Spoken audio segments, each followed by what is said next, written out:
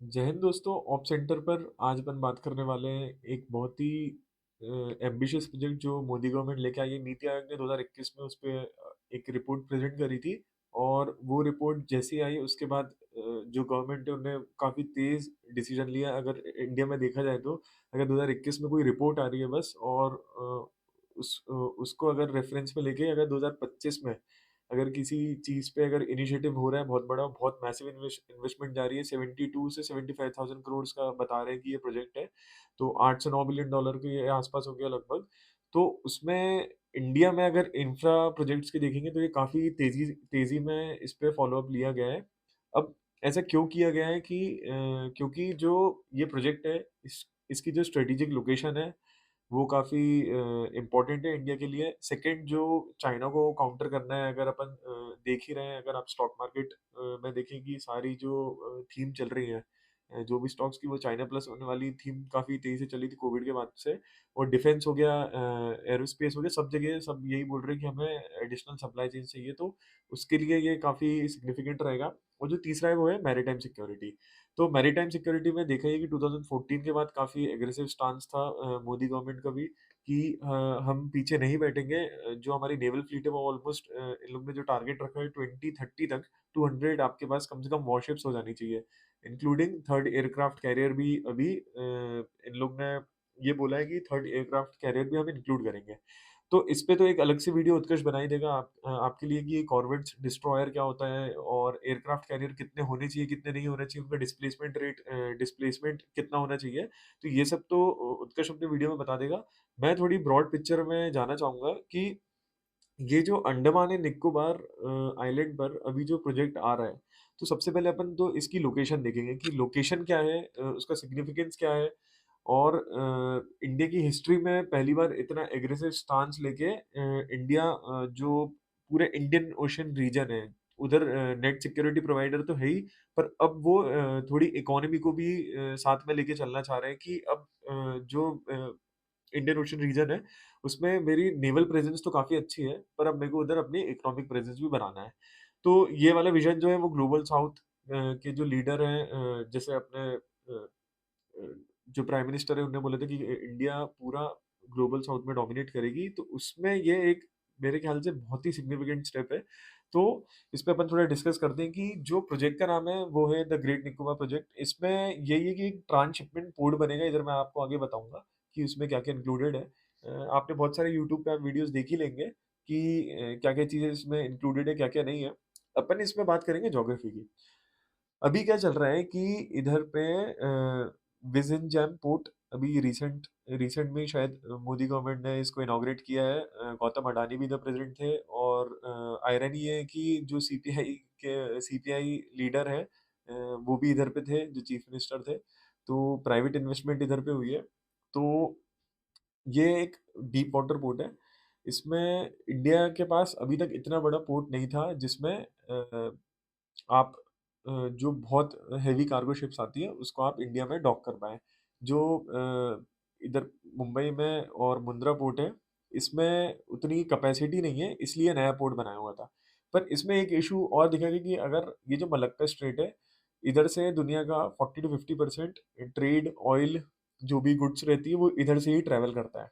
तो इसमें आपको देखना पड़ेगा कि मलक्का स्ट्रेट से अगर होते हुए कोई भी अ, ऑयल टैंकर जा रहा है या फिर गुड्स जा रहे हैं, तो उसके पास 3-4 ऑप्शंस हैं डॉक करने के लिए। पहला तो है सबांग। सबांग में भी रिसेंट में जब मोदी गवर्नमेंट के अंडर ही ट्रीटी हुई थी, तो सबांग का जो वो है आपका पोर्ट, उसमें इंडिया को भी राइट्स मिले, पर इधर आपकी नेवल डॉकिंग होती है, जो इंडियन नेवी की रहती है। इधर पे कुछ आपके पास वो वाली सर्विस नहीं है कि इधर से मतलब आप रेवेन्यू जनरेट नहीं कर सकते। फिर जो इधर से अगर मलक्का स्टेट से आते हैं, तो वो सबांग में जो डॉक करती है शिप्स, फिर कोलंबो। अगर आप देखेंगे तो कोई भी नॉर्मल सा बच्चा भी बता देगा कि जो नेवल रूट है वो इधर से ऐसे जाएगा। तो कोलंबो उनको पास पड़ता है। तब भी ये वाला जो पोर्ट है, ये अगर किसी को इंडिया में गुड्स भेजने हैं उसके लिए तो सही है, पर अगर किसी को इधर से बस आपको पास होना है, अगर आपको मलक्का स्ट्रेट से मिडल ईस्ट जाना है, मिडल ईस्ट से मलक्का स्ट्रेट से होते हुए आपको चाइना या फिर जापान जाना है, तो आपके लिए डॉकिंग के लिए सबांग और कोलंबो, ये 2 ही बहुत मेजर पोर्ट्स हैं जहाँ पर लोग डॉक करते हैं। तो इससे बहुत ज़्यादा रेवेन्यू आता है। सिग्निफिकेंस भी बढ़ती है, चोक पॉइंट्स भी बढ़ते हैं। अगर जियोपॉलिटिकली ये तो अपन अभी एज़ एन इकोनॉमी के पर्सपेक्टिव से देख रहे थे, अगर जियोपॉलिटिकली देखेंगे तो ये चोक पॉइंट्स होते हैं। तो इसमें आपको ये चीज़ आपको देखना पड़ेगा कि इंडिया इधर से कुछ भी चोक नहीं कर सकता है। ये इंटरनेशनल वाटर्स है, तो इंडिया ने क्या इसमें जो एक स्टेप लिया है, ये अंडमान निकोबार आइलैंड है। इधर ऊपर दिगलीपुर से चालू होता है और जो लोएस्ट पॉइंट है इंडिया का, उसको इंदिरा पॉइंट बोलते हैं। तो इधर पे गवर्नमेंट प्रोजेक्ट लेके आ रही है। अब जो चाइना है वो क्या कर रहा है कि इधर से भी एक रूट लेके आ रहा है। अगर आप देखेंगे कि कंबोडिया से उसने एक रास्ता इधर से जो आप देख सकते हैं गल्फ ऑफ थाईलैंड है, इधर से भी एक वो रूट लेके आ रहा है, पर उधर पे आप तब भी उसको काउंटर कर लोगे। ये जो बहुत मेजर स्टेप है कि आपने इधर पे जैसे मैं आपको दिखा देता हूँ कि नीति आयोग की 2021 की रिपोर्ट आई थी जिसमें होलिस्टिक डेवलपमेंट होगा। तो इसमें अगर आप देखेंगे कि ये जो आपका आइलैंड है, इसमें लास्ट में आपको दिखेगा कि इंदिरा पॉइंट है इधर पे। यही वाला पॉइंट मैं आपको इधर पे दिखा रहा हूँ। अगर आपने इधर पे एक ट्रांसशिपमेंट पोर्ट, डीप पोर्ट अगर आपने इधर पे बना लिया तो आप पूरी मलक्का स्ट्रेट ब्लॉक कर सकते हैं, और ये पूरे जो आपका साउथ ईस्ट एशिया होगा उसमें इंडिया की सिग्निफिकेंस बहुत ज़्यादा बढ़ जाएगी, नेवल पावर बहुत ज़्यादा बढ़ जाएगी। जो चाइना का सबसे बड़ा डिलेमा है, उधर के बहुत बड़े-बड़े इकोनॉमिस्ट हो गए, प्राइम मिनिस्टर सॉरी जो प्रेसिडेंट हो गए, उन्होंने यही बोला है कि हमारा एक ही डिलेमा है। तभी उनने जो बीआरआई के प्रोजेक्ट्स हैं, जो सीपेक है, वो पाकिस्तान के थ्रू इसलिए आ रहे हैं कि अगर कभी इंडिया ने मलक्का स्ट्रेट ब्लॉक किया, तो हमारी जो भी शिपमेंट्स रहेगी, वो पाकिस्तान के थ्रू चाइना पहुँच सकती है। पर उसमें भी ये है कि जो सीपेक है, जैसे सुशांत सरीन सर हैं, उन्होंने बताया कि वो उसकी जो कॉस्टिंग है वो काफ़ी ऊपर जा चुकी है। वो जो प्रोजेक्ट है वो भी ऑलमोस्ट फेल प्रोजेक्ट ही है, मतलब उसमें चाइना को फ़ायदा होता है पर पाकिस्तान को नहीं होता है। तो उसमें भी चाइना को पता चल गया है कि उसमें पैसा तो डाल रहा है चाइना, पर उसको उतना उसका फ़ायदा नहीं मिल रहा है। अब इंडिया ने जो ये वाला स्टेप लिया है, मलक्का स्ट्रेट को डायरेक्ट आप ब्लॉक कर सकते हैं। इसमें मैं आपको बता देता हूँ, एक टाउनशिप और एरिया डेवलपमेंट इनने किया है इधर पे। इधर पे जो भी कम से कम इधर 50 टू 60,000 लोग इधर काम करेंगे, तो उनके रहने के लिए इधर एक टाउनशिप बनाई हुई है। जो दूसरा है वो इंटरनेशनल एयरपोर्ट है। तीसरा जो है वो इंटरनेशनल कंटेनर ट्रांसशिपमेंट टर्मिनल है। यही मेन चीज़ है कि इसके लिए जो इंडिया ने स्टेप लिया है, इधर एक आईएनएस बाज़ करके भी है शायद, तो उधर आईएनएस बाज़ में ये 2010 या 11 में कमीशन हो गया था, यूपीए की गवर्नमेंट के अंडर, और अभी यूपीए ही इसको अपोज़ कर रही है। तो वही चीज़ है कि जो कभी-कभी सोनिया गांधी ने भी आर्टिकल लिखा है, तो उससे वही पता चलता है कि जो चाइना और सोनिया गांधी के लिंक्स हैं, इवन ड्यूरिंग डोकलाम इन लोग ने मीटिंग करी थी चाइनीज़ ऑफिशियल से, राहुल गांधी और सोनिया गांधी ने।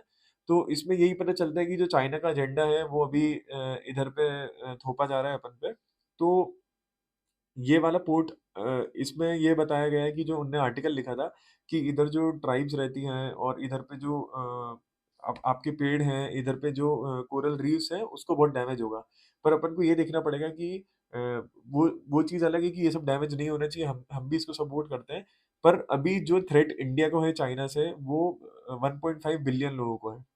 ये अभी भी अगर मैं आपको ऊपर का एरिया दिखाऊँगा, कि ये वाला जो एरिया है ऊपर का, आप देख सकते हैं कैंपबेल बे नेशनल पार्क, इसको कोई भी टच नहीं करेगा। इधर एक बहुत ही ये वाला जो एरिया रहेगा, ये आइसोलेटेड ही रहेगा। जो डेवलपमेंट होगी वो इधर पे ही होगी। तो अगर ऐसा भी नहीं है कि उधर से जो 500-600 लोग हैं, जो उधर के लोकल ट्राइब्स हैं, उनको निकाल रहे हैं, ऐसा कुछ भी नहीं है। उनके लिए अलग से एरिया बनाया हुआ है, पर जो नीचे का एरिया है वो इंडियन गवर्नमेंट यूज़ करना चाह रही है। क्योंकि ये जो प्रोजेक्ट है, ये अगर चाइना को काउंटर करेगा, तो इसमें पूरे जो इंडिया है 1.5 बिलियन लोग, उनको बहुत फ़ायदा होगा। फिर इधर पे कुछ एनर्जी प्रोजेक्ट्स भी आ रहे हैं। आप इधर पे मेरे ख्याल से गैस और सोलार थर्मल थर्मल प्लांट, इन तीनों में से ही कुछ 2 बना रहे हैं शायद से ये लोग। तो इसमें अपन को ये देखना पड़ेगा कि जो आपका कोलंबो है, कोलंबो में अब डॉकिंग नहीं होगी, ना सबांग में होगी। जो डॉकिंग होगी फिर वो अंडमान और निकोबार आइलैंड में होगी। तो इसको काउंटर करने के लिए काफ़ी अच्छी चीज़ है। स्ट्रिंग ऑफ पर्ल्स की थ्योरी की अब तो वो तो रियलिटी है। उसको काउंटर करने के लिए काफ़ी अच्छी चीज़ है। फिर मैंने आपको ये तो बता ही दिया था। अब जो अपना जो पहला पॉइंट था कि स्ट्रेटेजिक लोकेशन, लोकेशन तो काफ़ी सिग्निफिकेंट है कि एकदम चोक पॉइंट है, मलक्का स्ट्रेट पर है। जो दूसरी चीज़ है कि काउंटरिंग चाइना। अब चाइना का जो मैंने आपको बताया कि जो वीक पॉइंट है वो मलक्का स्ट्रेट है, पूरे ऑयल और गुड शिपमेंट उधर से ही आती है। जो सेकंड चीज़ है कि countering BRI and string of pearls, ये भी चाइना के ही प्रोजेक्ट्स हैं। इनको जो इंडियन ओशन में अगर आप देखेंगे कि इंडिया के अराउंड जैसे ग्वादर पोर्ट हो गया, फिर हम्बनतोता पोर्ट हो गया, फिर उन्होंने बांग्लादेश में पोर्ट एक्वायर किया है, फिर उन्होंने म्यांमार में पोर्ट एक्वायर किया है। तो ये सब जो चाइना कर रहा है, इतनी एग्रेसिव पॉलिसी दिखा रहा है, उसको काउंटर करने के लिए ये एक काफ़ी अच्छी चीज़ है मेरे ख्याल से। फिर इधर पे आप देख सकते हैं कि मैरीटाइम सिक्योरिटी जो है, उसमें मैंने इधर पे एक चार्ट लगाया हुआ है, ये मैंने ट्विटर से, सॉरी, एक्स से लिया था। तो इसमें यही है, the great Nicobar project India's strategic infrastructure push, है ना? इसमें इसमें दिया हुआ है कि 30% है, पर वो 40 टू 50% आ जाता है अगर आप ऑयल शिपमेंट तो सब कुछ इंक्लूड करेंगे तो। तो इसमें आप देख सकते हैं कि जो कोलंबो है, ये एक मेन पोर्ट है, इधर सबांग एक मेन पोर्ट है ना? अब आप मलक्का स्ट्रेट को देखिए कि इधर से जो शिपमेंट्स आ रही है वो कहाँ-कहाँ जा रही है। वो आपका म्यांमार जा रही है, वो आपकी बांग्लादेश जा रही है, वो इंडिया में चेन्नई, कोलंबो, कोची इंडिया में, और पूरा मुंबई, पाकिस्तान, ईरान, पूरा मिडल ईस्ट, पूरा सब जितनी भी ट्रांसशिपमेंट है वो इधर से ही जाएगी। तो चाइना क्या कर रहा है धीरे-धीरे, वो म्यांमार में अभी इंस्टेबिलिटी है, तो उधर पे वो एक पोर्ट एक्वायर कर रहा है। बांग्लादेश में भी एंटी इंडिया गवर्नमेंट है, उधर पे उसने पोर्ट एक्वायर किया। हम्बन-टोटा में उसने किया था, पर इंडिया ने भी काउंटर करके उधर एक और पोर्ट इंडिया ने भी एक्वायर किया। फिर पाकिस्तान तो आपको पता ही है, ईरान में भी उनने पोर्ट एक्वायर तो नहीं कर पाए, चाबहार अपने पास पोर्ट है उधर पे ईरान में, पर ये है कि ईरान में चाइना की प्रेज़ेंस काफ़ी ज़्यादा है। फिर इधर पे अगर आप नीचे थोड़ा आएँगे, अभी वाले मैप में नहीं है, इधर जिबूटी है, उधर भी उसने एक्वायर किए पोर्ट्स। इधर इंडियन ओशन रीजन में इंडिया के पास भी बहुत सारे सर्वेलेंस नेटवर्क हैं, रेडार्स हैं, पर इंडिया ने जो ये वाला स्टेप लिया है कि मलक्का स्ट्रेट के सामने ही अगर इंडिया चोक करना चाहता है चाइना को, तो वो आराम से कर सकता है। इस पोर्ट में मेरे ख्याल से 72,000 टू 75,000 करोड़ की इन्वेस्टमेंट है। मेरे ख्याल से इसको बढ़ा के ऑलमोस्ट डबल डाउन करना चाहिए इस पे, और अपन को अच्छी खासी नेवल प्रेजेंस उधर बना लेनी चाहिए। यही चीज़ जो क्वाड है उसमें भी बहुत फ़ायदा होगा, पर अब जैसे लोग बोल रहे हैं कि अब तो जो क्वाड है वो बैक सीट पे चले गए, ऐसा नहीं है। जो फॉरेन पॉलिसी होती है वो इतनी ईज़ी नहीं होती है। मैं हेनरी किसिंजर की भी बुक पढ़ रहा था, तो उसमें यही चीज़ थी कि इंडिया को ये वाला समय निकालना है कि ट्रम्प के साथ वाला जो समय है, ऑलमोस्ट उनको 6 से 8 महीने हो गए। ये मेरे ख्याल से जो 4 साल का उनका पीरियड रहता है, तो 3 साल, साढ़े 3 साल कुछ बचे हैं, आप वो निकाल लीजिए। उसके बाद जो फॉरेन पॉलिसी थी, वो वापस सेम ही चलेगी जैसे इंडिया और यूएस की पहले जैसे चल रही थी। एक छोटा-सा हिकअप है, सबको पता है कि डोनाल्ड ट्रम्प है, इसलिए ये सब चीज़ें हो रही हैं। जैसे ही कोई और दूसरा उधर का प्रेसिडेंट आएगा, तो वो चेंज हो जाएगा। तो इंडिया इसको काउंटर करने के लिए एक चोक पॉइंट तो ये हो गया। मेरे ख्याल से जो क्वाड का एक्सपेंशन है, वो मेरे ख्याल से ये वाले रीजन की कंट्रीज़ को भी क्वाड में जोड़ना चाहिए। वो बहुत एक सिग्निफिकेंट स्टेप हो जाएगा इंडिया के लिए। तो जो हमारा टेक है, मैंने और उत्कर्ष ने भी डिस्कशन किया था ये वीडियो बनाने से पहले, कि जो ये मूव है वो काफ़ी अच्छा है। 2021 में अगर कोई चीज़ प्रपोज़ हो रही है, 2025 में इम्प्लीमेंट हो रही है, तो वो इंडिया के हिसाब से काफ़ी अच्छी चीज़ है। Let the opposition speak, trade off exist. इसका मतलब ये है कि जो ऑपोजिशन है उनको बोलने दीजिए। जो कुछ-कुछ बहुत सिग्निफिकेंट प्रोजेक्ट होते हैं, मेरे ख्याल से जहाँ तक मुझे याद है, नरसिम्हा राव के टाइम पे जो कांग्रेस गवर्नमेंट थी, उनने इज़राइल को रिकॉग्नाइज़ किया था। तो वो भी एक ट्रेड ऑफ था कि आपको कभी अपनी जो आइडियोलॉजिकल पॉलिटिक्स होती है, उससे हट के आपको चीज़ें करनी पड़ती है। तो जैसे कि अगर आप देख सकते हैं मिडल ईस्ट में जो भी कंट्रीज़ हैं, मैं आज ही देख रहा था कि बहुत सारी मुस्लिम कंट्रीज़ हैं जिनने नरेंद्र मोदी को हाईएस्ट सिविलियन अवार्ड दिया हुआ है। तो ये चीज़ रहती है कि आपको ट्रेड ऑफ एग्जिस्ट, जैसा मैंने लिखा है कि अगर कुछ उधर ट्राइब्स को प्रॉब्लम हो रही है, पर अगर 500-600 ट्राइब्स को प्रॉब्लम हो भी रही है, पर 1.5 बिलियन लोगों को उससे फ़ायदा मिल रहा है, तो आपको उधर ट्रेड ऑफ थोड़ा देखना पड़ेगा। ये चीज़ है। फिर emerging world leader, transshipment port is necessary. अगर आपको वर्ल्ड लीडर बनना है, अगर आपने हिस्ट्री पढ़ी होगी, तो डच हो गए, फ्रेंच हो गए, ब्रिटिशर्स हो गए, यूएस हो गए, अगर आपकी नेवी अच्छी नहीं है, अगर आपकी जो पोर्ट्स हैं, अगर आपके पास पोर्ट्स नहीं है, अभी आप देखेंगे कि अभी जो राइजिंग पावर है वो चाइना है। चाइना अपनी नेवल पावर से ही सारी जो भी बुलिंग करता है इधर पे, आप अगर आप देखेंगे साउथ चाइना सी में, वो नेवल पावर से होती है, ऐसे नहीं होती है वो। तो अगर आपको इमर्जिंग लीडर बनना है, तो आपके पास ट्रांसशिपमेंट पोर्ट, आपकी नेवी अच्छी होनी चाहिए।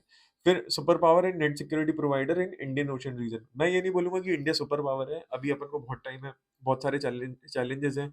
अपनी पर कैपिटा कम से कम $15,000 से ऊपर होनी चाहिए।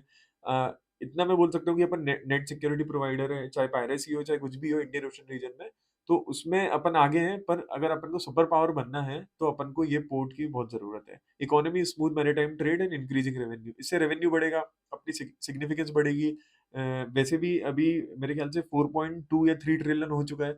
अगर जब तक ये पोर्ट बनेगा, इस ये पोर्ट बनने में भी कम से कम 4-5 साल लग जाएँगे, तो तब तक अपनी इकोनॉमी 6 ट्रिलियन तक पहुँच जाएगी। तो यही चीज़ है कि आपको अपनी इकोनॉमी भी ग्रो करनी है, पर साथ में आपको अपना डिफेंस, नेवल पावर ये भी बढ़ाना है। यूपीए 1 और यूपीए 2 में ये हुआ था कि पॉलिसी पैरालिसिस था, कुछ भी चीज़ें नहीं होती थी। मैं ये नहीं बोलूँगा कि कांग्रेस गवर्नमेंट ने ऐसा किया है। जितनी डिफेंस की स्पेंडिंग राजीव गांधी ने ऑलमोस्ट 4.5% तक जीडीपी का लेके गए थे, उतनी आज तक कोई भी नहीं लेके गया है।